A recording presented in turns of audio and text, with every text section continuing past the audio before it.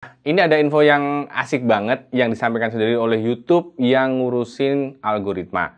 Saya akan coba bantu sebisa saya agar teman-teman nanti bisa lebih paham. Jadi saya sangat senang karena akhirnya YouTube memberikan keterangan yang menurut saya itu sangat informatif. Yang saya simpulkan dari penjelasan mereka, kita itu nggak perlu jadi ahli algoritma atau ahli data gitu ya. Tapi cukup mengerti satu hal aja. Memahami target dan keinginan penonton channel kita. Dah, ternyata itu aja. Ini yang sering saya teriakkan ke teman-teman semua. Ya, pada ingat ya, siapa target penontonmu, apa yang mereka inginkan. Coba kita lihat ini. Menurut mereka, sistem rekomendasi YouTube itu tujuannya itu untuk seperti ini. Nomor 1, membantu penonton menemukan video yang mereka suka. Nomor 2, memaksimalkan kepuasan penonton untuk jangka panjang. Dari dua hal ini jelas banget kalau sistem rekomendasi dibuat untuk kepentingan penonton. Algoritma YouTube diperuntukkan untuk kepuasan mereka. Nah, ini udah beda banget dengan yang dulu. Algoritma YouTube itu berdasarkan jumlah views. Masa-masa itu YouTube dipenuhi oleh konten-konten clickbait, thumbnail, dan judul yang menyesatkan. Ini disebabkan karena hal tadi. Makin banyak klik, makin banyak rekomendasi. YouTube melakukan perubahan di tahun 2012 dengan membuat parameter baru yaitu watch time. Di mana yang diukur adalah seberapa lama penonton menghabiskan waktu di YouTube. Kalau video kita bisa membuat mereka atau penonton itu tetap di YouTube, video kita mendapatkan hadiah berupa watch time yang bagus dan rekomendasi. Di tahun 2015 hingga saat ini video ini dibuat ya, algoritma YouTube atau yang saat ini mereka namakan dengan sistem rekomendasi, ternyata ada hal baru lagi selain watch time. Jadi tidak hanya berapa lama konten kita bisa membuat orang berada di YouTube, tapi konten kita juga harus bikin mereka puas. Ini gimana caranya mereka deteksi kepuasan ya. Tapi nanti kita coba lihat. Untuk itu, YouTube mengharapkan kita bisa memahami apa yang penonton suka. Tidak hanya itu, YouTube juga menginginkan konten kita itu yang bertanggung jawab dan usahakan tidak terlalu sering melanggar aturan. Sekarang ini yang membuat saya terkejut ya, saudara-saudara. Mereka bilang saat ini tidak semua nilai watch time diberlakukan sama. Jadi misalnya ada dua video punya watch time yang sama, rekomendasi dari YouTube itu bisa beda. Kalau tingkat kepuasan penontonnya beda.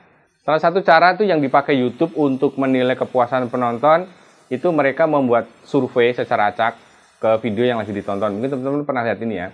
Survei itu kemudian dipakai mereka untuk bisa mendapatkan gambaran lah. Cara lainnya, YouTube juga membaca sinyal dari penonton melalui feedback tidak tertarik atau not interested yang dipencet oleh penonton. Juga dari like, dislike, dan juga jumlah share-nya. Sekarang lebih detail lagi, sistem rekomendasi YouTube itu di mana aja? Ini harusnya sudah pada tahu ya. Ada 3 tempat, dari home, dari penelusuran, dan juga video selanjutnya. Nah, ini yang seru. YouTube bukan data nih. Untuk channel-channel tertentu, ini dapat rekomendasinya bisa beda-beda. Tergantung jenis channel dan perilaku penontonnya.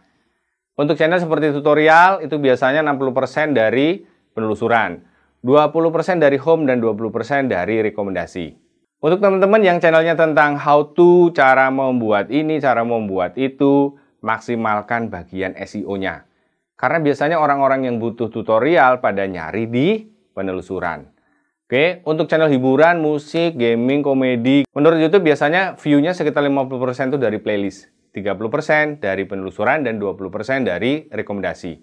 Untuk channel yang bisa memanfaatkan yang lagi tren, berita, kasus viral gitu ya, itu biasanya 80% views-nya dari home, 10% dari rekomendasi, dan 10% dari pencarian. Nah, bagaimana memahami ini? Seperti yang tadi saya bilang ya, tiap channel itu punya kecenderungan dan ciri khas tersendiri. Dari mana video kita mendapatkan views.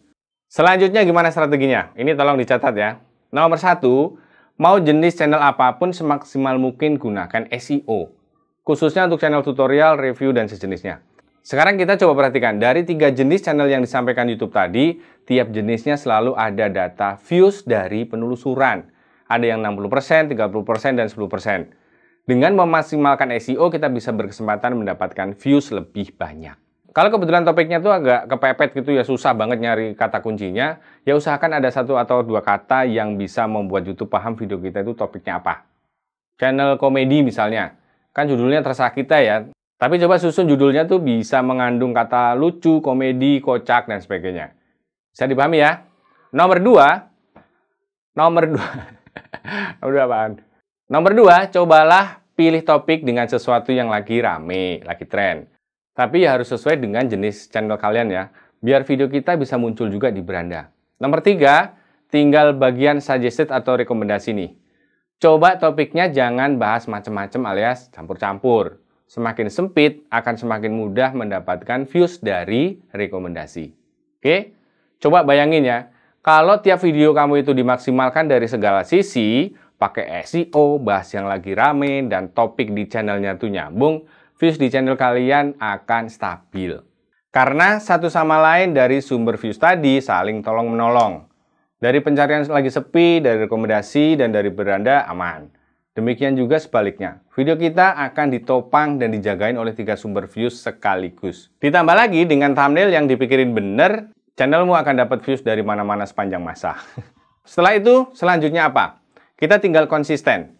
Banjiri YouTube dengan upload video secara rutin. Biar apa? Thumbnail video kita tadi bisa muncul di mana-mana. Minimal seminggu sekali atau sehari sekali kalau sanggup. Ini bukan omong kosong ya. Karena YouTube juga mengatakan rekomendasi di suggested itu akan semakin bagus kalau nomor 1, video kita sering ditonton berurutan.